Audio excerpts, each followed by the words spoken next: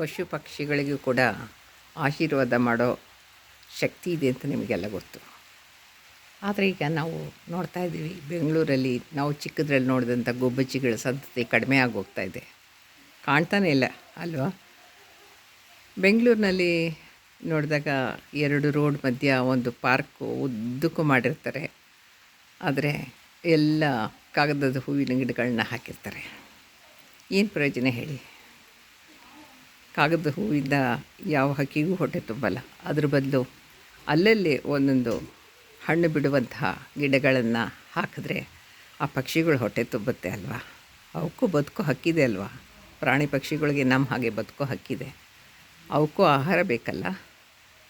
ಹಾಗಾಗಿ ನಿಮ್ಮ ಉದ್ದೇಶ ಏನನ್ನಿಸುತ್ತೆ, ನನ್ನ ಈ ಒಂದು ಅಭಿಪ್ರಾಯಕ್ಕೆ ನಿಮ್ಮ ಉದ್ದೇಶವನ್ನು ಖಂಡಿತ ತಿಳಿಸ್ತೀರಿ ಅಂತ ಅಂದ್ಕೊಂಡಿದ್ದೀನಿ.